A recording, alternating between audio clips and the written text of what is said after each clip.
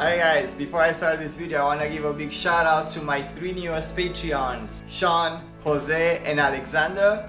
And this video is kind of sort of sponsored by ESC Suez, who was my very first Patreon, and I gave him the chance to choose a country for me to make a top 4, and he chose Russia. So this video is gonna be all about Russia.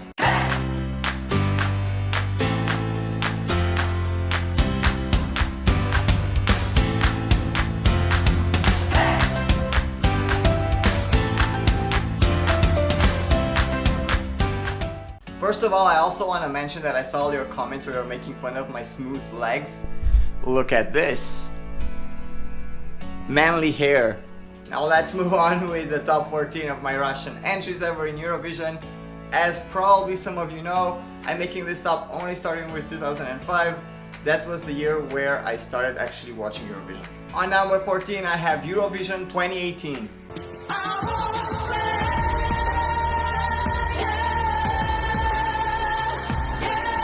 I honestly truly feel this was a self-sabotage. Considering everything that Russia brought to Eurovision over the years, this cannot possibly be the best idea they had for this performance. And weirdly enough, I actually think that this act could have finished in the top half in the grand final, because the song on its own is really not bad. But that staging, it just killed it.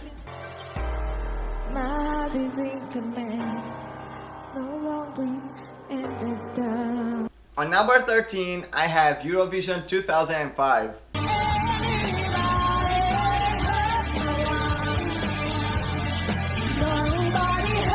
This entry is so mid-2000s pop rock. It totally matches the style of music that I was kind of listening to back then. But there is a big but. The lyrics are just, oh my god. I'm really trying to imagine how that meeting happened in Russia when they decided, you know what would be a very good idea for a song to send to Eurovision? A song about shootings in United States. I mean, how do you even come up with that? Even if you write a song about it, that's not a song to send to Eurovision. And I'm sorry, but you cannot be singing about little Erica or dressed like an Eastern European at the cosplay convention for retired rock artists.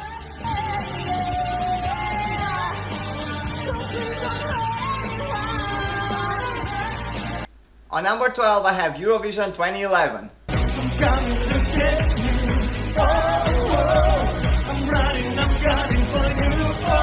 In 2011, before the live performances, this was actually one of my favorites. But unfortunately, the live version was really disappointing. I feel like the main focus was more on the choreography, which was indeed very good. But his voice went wild quite a few times. He also tried to pump up the crowd with some screams, but every single time it sounded like his throat was in huge pain. Maybe he was actually sick. I'm not sure, but that would explain a lot of what happened that day on stage. Thank you, Europe! On number 11, I have Eurovision 2009.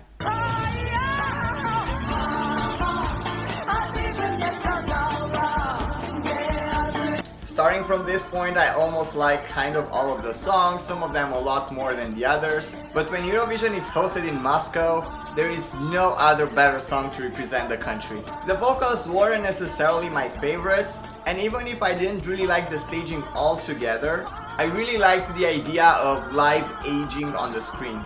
That being said, this isn't really a song that I would listen to like every day, but I totally appreciate the fact that it was in Russian.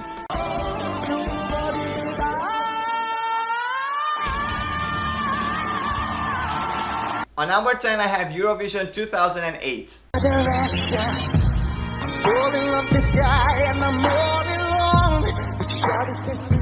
I feel like this act was the answer to the question, can Dima Bilan be even more dramatic than in 2006? And probably the answer was, he hasn't even started drama yet. This performance is light years away from the one from 2006, but I still like Never Let You Go more than I like Believe. This performance also took full advantage of Lushenko and Edwin Martin, and even if this is not one of my favorite Russian entries, it is totally understandable why they won.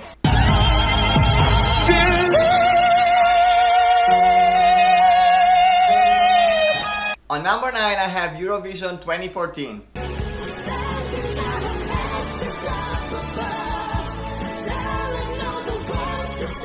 I'll be honest and I say I felt extremely bad for the girls that they were booed while they were on stage and also when they were receiving the votes. And even if I know that they weren't specifically the targets of the boos, I can only imagine what they felt. I'm sure they had a different expectation from this experience singing live in front of millions of people, also after being in Junior Eurovision. Also think of the fact that they were only 17 at that point. Talking about the song is not really something that I would listen to, and the stage was a little bit weird. The whole concept altogether was quite strange to me, but their voices were really good and they offered a very good performance considering the circumstances. I cannot stress this enough in all my conversations. People of a country are not the same with the government of a country. Do not boo ones because you don't like the others.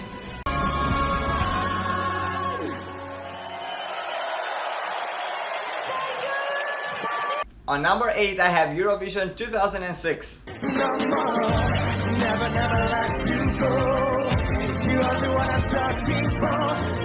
This song is full drama and I love it. I remember back in 2006 when that lady came out of the piano, that was such a wow moment for me. Also, if I remember it right, I think this song might have been one of my favorites that year. But the hairstyle and the clothing didn't age too well. I don't really listen to it anymore, but I remember how impressed I was back when I was 16.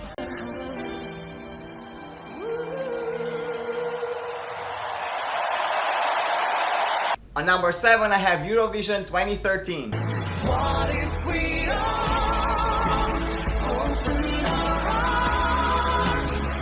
This is more on the vanilla side of Russia in Eurovision.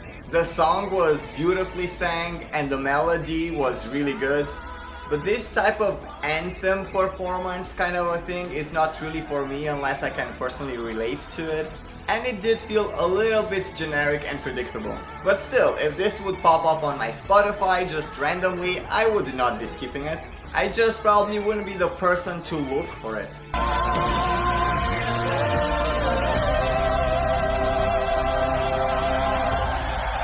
On number 6, I have Eurovision 2007.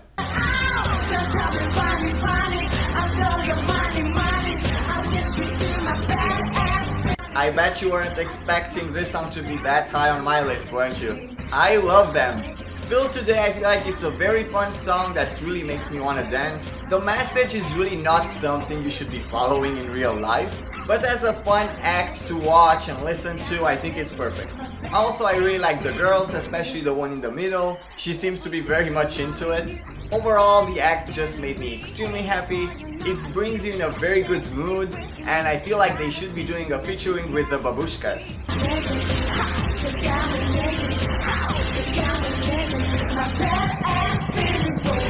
On number 5, I have Eurovision 2019.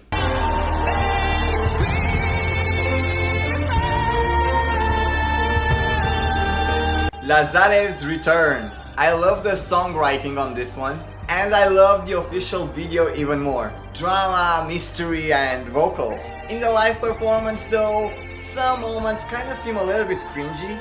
I totally understand the idea behind the staging, but I think the execution was the one that was not that good. Anyways, I will totally choose this one over any other boring act in Eurovision. At least it had a very good story to tell.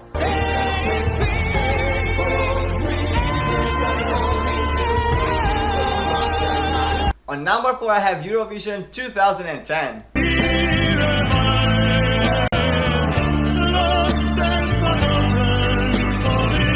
Oh, my sweet guilty pleasure from Russia. I know the voice in this performance sounds a little bit weird, but I think that it's more of a theatrical act than a song to listen on its own. Drama is there, and it's literally turned up to 1,000. I must mention the lyrics, the conversation with a friend, the high-pitched ending, and the picture that was just thrown into the wind. Oh, sweet drama.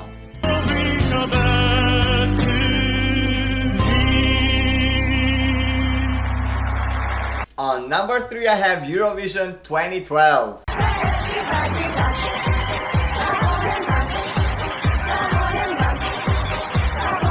The coolest, trendiest, most entertaining grandmas ever. How can you not love this? This isn't even about the voices or the music or the songwriting. It is about the entire act. Whoever planned this was a genius. Baking cookies in front of 200 million people on stage clearly brought them a lot of joy. And I know a lot of you told me those are not cookies. I don't know what they are then. To a party, you bring cookies. It was just perfect.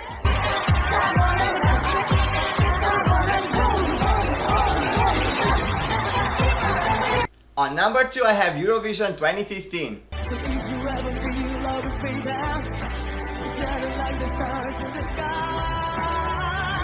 Oh, the voice on this performance. This was so good. I love the staging, I love the music. The lyrics were still a little bit on the soapy side of music, but I really do not care in this situation. Paulina became one of my favorite artists in Eurovision after this. And again, maybe not because of the song itself, but the performance altogether, it was really flawless.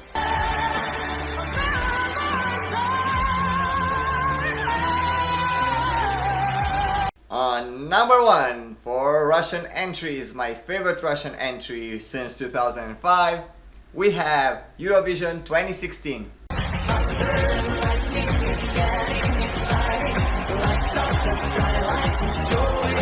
Thunder and lightning is getting exciting. I told you I was gonna sing a lot more now. Was it predictable for me to choose this one? Very probably. Great song, great lyrics, great voice, great performance. But the staging, oh my god, the staging. This was an upgrade of Sweden's 2015, bringing it to a new dimension. I really think this was a complete act. It had everything you need in this competition, pure perfection.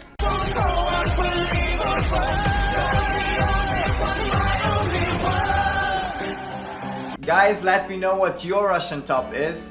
Thanks again to ESC Swiss, Sean, Alexander and Jose. If you also would like to become a Patreon, you can find the link down in the description. Please consider liking and subscribing. Stay safe and I'll see you in my next video.